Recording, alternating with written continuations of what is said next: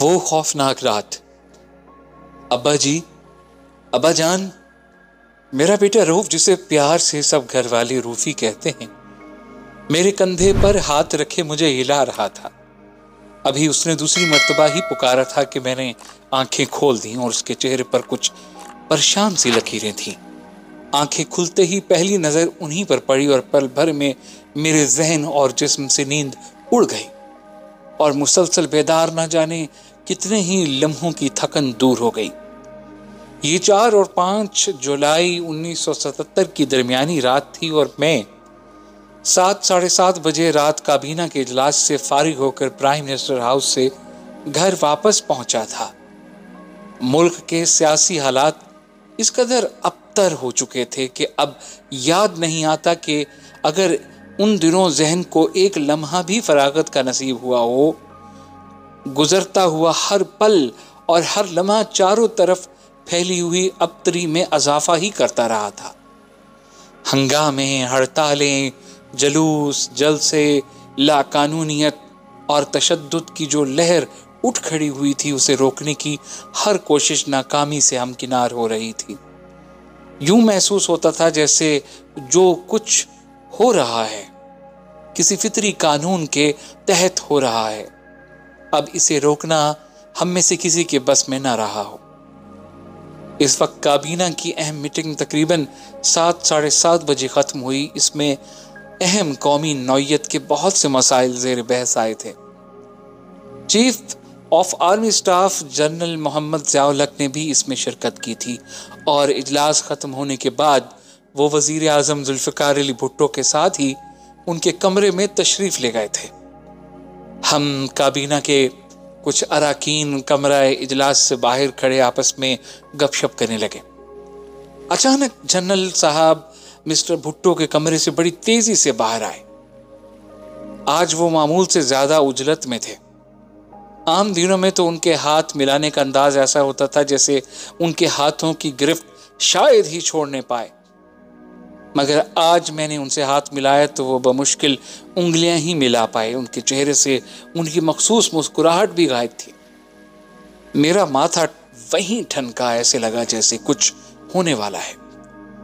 ابھی میں اس پر غور ہی کر رہا تھا کہ میر افضل خان نے آواز دی، چلنا نہیں؟ او ضرور، چلیے۔ اور پھر ہم دونوں ایک ہی کار سے پرائم منسٹر ہاؤس سے باہر نکلے۔ گاڑی کے شیشوں سے باہر میں روشنیوں پر یوں نظر ڈال رہا تھا جیسے آج انہیں آخری مرتبہ دیکھ رہا ہوں، جیسے کوئی میرے اندر سے پکار پکار کر کہہ رہا تھا، وقت ختم ہو چکا ہے، آج کے بعد یہ ماحول، یہ عہد، یہ دور، سب کچھ ختم ہو جائے گا، اس پر الوداعی نظریں ڈال لو۔ مجھے معلوم نہیں کہ بقیہ سفر کس طرح گزرا۔ میر افضل مجھے میری رہائش گاہ پر ڈراپ کر کے چلے گئے۔ وہ مجھ سے ذرا ہی آگے قیام پذیر تھے۔ میں گھر میں داخل ہوا۔ میرے تینوں بیٹے طارق، رؤوف اور رضوان ابھی تک جاگ رہے تھے۔ بیوی اور بیٹی عمرہ کرنے سعودی عرب گئے ہوئے تھے۔ میں نے تینوں بچوں کو اپنے کمرے میں بلایا اور پھر طارق کو چند خصوصی ہدایات دیں۔ چیک بک اس کے حوالے کی اور اسے بتایا کہ بوقت ضرورت میری عدم موجودگی میں اسے گھر کس طرح چلانا ہوگا۔ مجھے خوشی ہے کہ میرے تینوں بچوں نے میری باتوں کو اسی طرح سمجھا جس طرح سمجھنا چاہیے تھا۔ انہوں نے نہ تو کسی غیر معمولی تردد کا مظاہرہ کیا، نہ پریشانی کا۔ روز بروز بگڑتے ہوئے حالات کا اندازہ انہیں خود بھی تھا۔ میں نے انہیں سمجھایا کہ اگر میری عدم موجودگی میں انہیں موجود رہائش گاہ چھوڑنی پڑے تو وہ کوئی دوسرا مکان تلاش کر لیں، فوری طور پر دستیاب نہ ہو تو لاہور چلے جائیں۔ اسی دوران راولپنڈی سے راجہ عبدالعزیز بھٹی MNA کا فون آیا۔ میں نے ان سے بھی یہ کہا کہ وقت تیزی سے گزر رہا ہے، کسی لمحے فوج قبضہ کر سکتی ہے، معلوم نہیں آج کی رات بھی خیریت سے گزرتی ہے کہ نہیں۔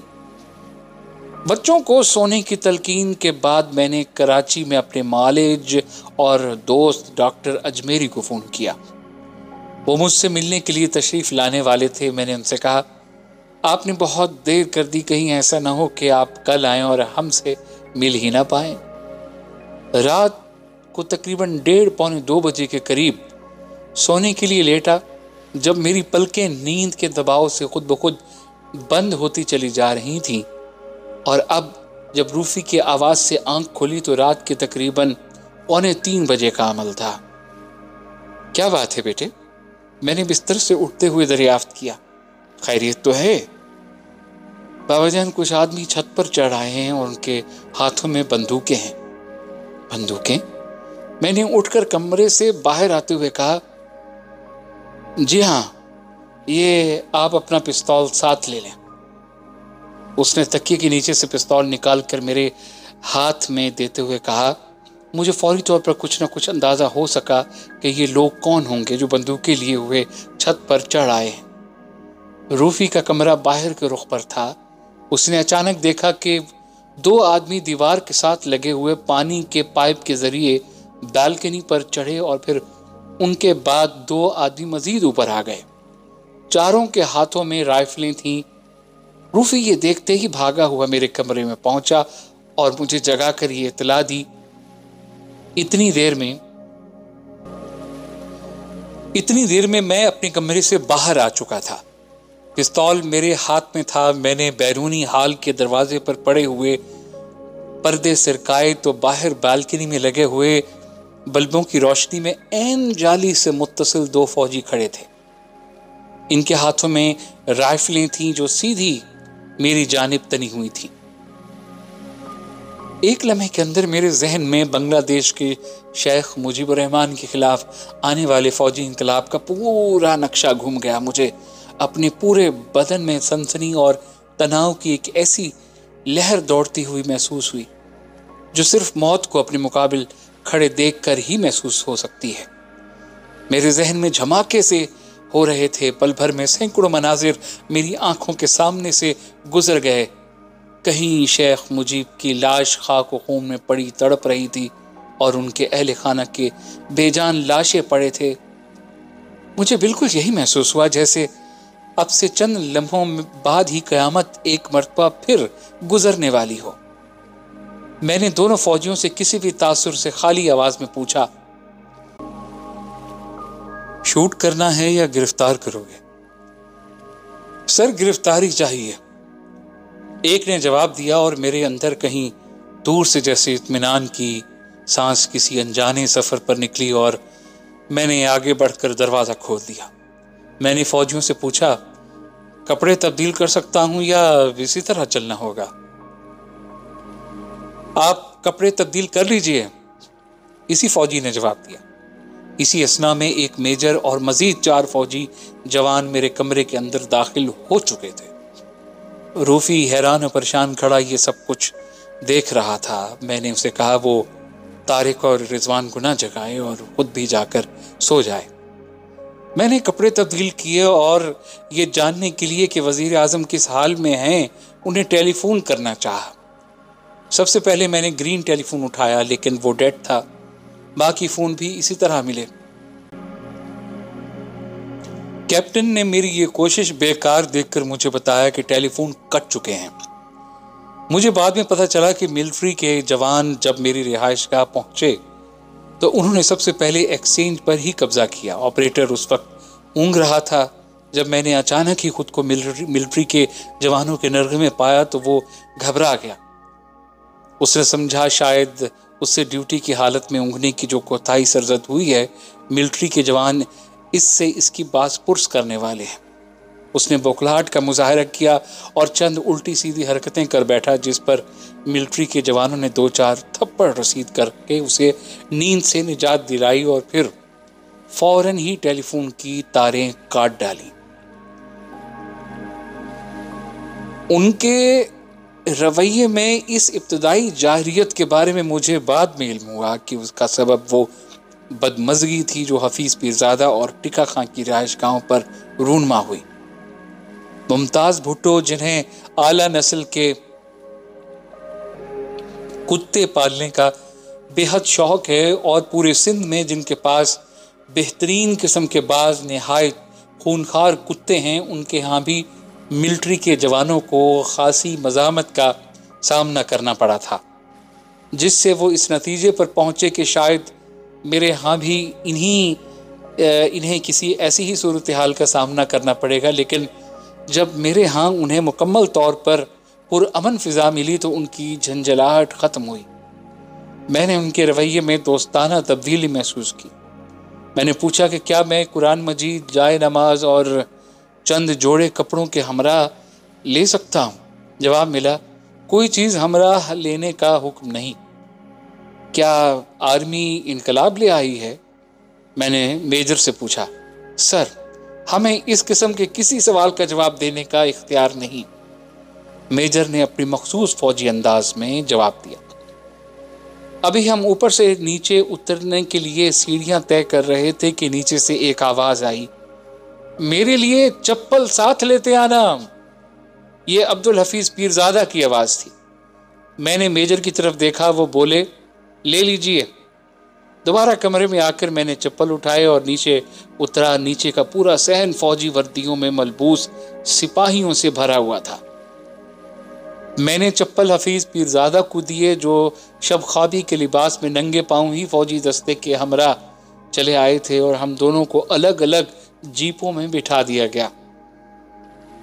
گاڑی صدر دروازے کے باہر نکلی تو میں نے دیکھا یہاں فوجی وردیوں میں ملبوس بے شمار سپاہی ایستادہ تھے، جو کئی ٹرکوں اور گاڑیوں میں اس آپریشن کے لیے مقرر کیے گئے تھے۔ اس وقت رات کے تقریباً 3:15 بجے ہوں گے جب یہ قافلہ 0 پوائنٹ کے قریب پہنچا اور رک گیا، اور ہر طرف خاموشی اور سناٹے کا راج تھا۔ چوک میں چند فوجی جیپیں کھڑی تھیں۔ میں نے اپنے ہمسفر فوجی افسر سے دریافت کیا، ہم یہاں کیوں رکے ہیں؟ اس نے بتایا کہ ممتاز بھٹو صاحب بھی آنے والے ہیں، وہ آ جائیں تو قافلہ ایک ساتھ روانہ ہوگا۔ اس کے بعد پھر خاموشی چھا گئی۔ تھوڑی دیر بعد ہی رات کا سناٹا ایک مرتبہ پھر فوجی گاڑیوں کے شور سے گونج اٹھا۔ معلوم ہوا ممتاز بھٹو صاحب آ پہنچے۔ ان کے آتے ہی ہمارا ٹھہرا ہوا کانوائے بھی حرکت میں آ گیا، اور ارد گرد حد نظر تک تاریکیوں کا راج تھا۔ کہیں کہیں اسٹریٹ لائٹیں روشن تھیں۔ شہر سے گزرتے ہوئے ہم نے دیکھا کہ بعض اہم ناکوں پر فوج کی تعیناتی عمل میں آ چکی تھی۔ اب ہم جس راستے سے گزر رہے تھے اسے پہچاننے میں مجھے ذرا بھی دیر نہ لگی۔ یہ راستہ چکلالہ کو جاتا تھا، جہاں وزیر اطلاعات و نشریات ہونے کی حیثیت میں کبھی میرا دفتر ہوا کرتا تھا۔ بالآخر تمام فوجی گاڑیاں خاردار تاروں سے گھرے ہوئے ایک دفتر کے احاطے میں جا کر رک گئیں۔ ہمیں ایک کمرے میں پہنچا دیا گیا جہاں پہلے ہی سے اچھی خاصی محفل جمی ہوئی تھی۔ صوفوں پر ریٹائرڈ جنرل ٹکا خان، مفتی محمود اور پروفیسر غفور وغیرہ براجمان تھے، اور چائے کا دور چل رہا تھا۔ اب یہ تو صاف ظاہر تھا کہ فوج انقلاب لے آئی ہے، لیکن اس انقلاب کا راہبر کون ہے اس کے بارے میں کسی کو کچھ پتہ نہ تھا۔ نہ ہی کسی کو خبر تھی کہ مسٹر بھٹو کہاں ہیں۔ ہم آپس میں بیٹھے ایک دوسرے کو اپنی اسیری کا حال سنا رہے تھے۔ ممتاز بھٹو کہنے لگے، جب گاڑیاں 0 پوائنٹ کے قریب رکیں تو میں نے دل ہی دل میں کلمہ شہادت پڑھ لیا تھا۔ میرا خیال تھا کہ اب اس ویرانے میں ہمیں شوٹ کر کے لاشیں ادھر ہی کہیں کھیتوں میں دبا دی جائیں گی۔ پھر جب گاڑیاں چل پڑیں اور ویران علاقے سے گزری تو میں نے خیال کیا کہ شاید شہری آبادی سے باہر نکال کر ہمیں فائرنگ اسکواڈ کے حوالے کیا جائے گا، کیونکہ رات کے سناٹے میں فائرنگ کی آواز زیادہ گونجتی ہے، جس سے شہریوں کے آرام میں خلل پڑ سکتا تھا۔ ان کے پرمزہ انداز پر محفل میں بے اختیار کہے گونج اٹھے۔ کچھ دیر کے بعد ہمیں اسی آفس سے ملحقہ بیرکس میں ایک کمرہ دے دیا گیا۔ سامنے کی بیرکس میں PNA کے رہنما کو ٹھہرایا گیا۔ ان میں پیر صاحب پگاڑا اصغر خان، نواب زادہ نصر اللہ خان، مولانا نورانی، مولانا مفتی محمود اور پروفیسر غفور شامل تھے، اور مقابل کی بیرکس میں ہم لوگوں میں میرے علاوہ ممتاز بھٹو، حفیظ پیرزادہ، ٹکا خان، ڈاکٹر غلام حسین اور غلام مصطفیٰ کھر شامل تھے۔ اب قریب قریب نماز فجر کا وقت ہو چلا تھا۔ میں نے اپنے کمرے میں آ کر وضو کیا اور اپنا سر نیاز و عبودیت اپنے مالک کے سامنے جھکا دیا۔ اس میں یہ تشکر بھی شامل تھا کہ یہاں فوجی انقلاب تو آیا، لیکن دوسرے ملکوں کی طرح یہ خونی نہ تھا، پرامن تھا۔ یہ بعد میں معلوم ہوا کہ ہم لوگوں کو گرفتار کرنے والے دستوں کو خصوصی ہدایات تھیں کہ گرفتار شدگان کا مکمل ادب و احترام ملحوظ رکھا جائے۔ ہاں، اگر تم پر گولی چلے تو تم جوابی فائر کر سکتے ہو، ورنہ خون کا ایک قطرہ بھی نہ گرنے پائے، اور نہ آپریشن ایسے انداز میں انجام کو پہنچے کہ کوئی ہنگامہ اٹھ کھڑا ہو۔ نماز کے بعد میں بستر پر لیٹ گیا۔ کچھ دیر گزرے ہوئے واقعات ایک فلم کی مانند نگاہوں کے سامنے گھومتے رہے۔ پھر نہ جانے کب نیند کے بوجھ سے میری پلکیں خود بخود بند ہو گئیں۔ میں اٹھا تو سورج اچھا خاصا نکل آیا تھا اور کمرے کی میز پر ناشتے کی ٹرے میرا انتظار کر رہی تھی۔ یہ تھا جرنیلوں کی اس طویل رات کا انداز جو 5 جولائی 1977 کو شروع ہو کر 1 جنوری 1986 تک پھیلی ہوئی تھی۔ گو صبح صادق اب بھی نہیں ہوئی۔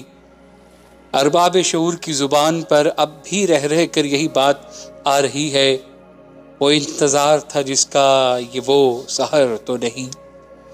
تاہم 4 اور 5 جولائی کی درمیانی رات کو جو کچھ ہوا وہ ماشاء اللہ کا نقطہ آغاز ہرگز نہ تھا۔ خشت اول میں کجی تو بہت عرصہ پہلے آ چکی تھی، مگر بقول شاعر وقت کرتا ہے پرورش برسوں، حادثہ ایک دم نہیں ہوتا۔ کوثر نیازی۔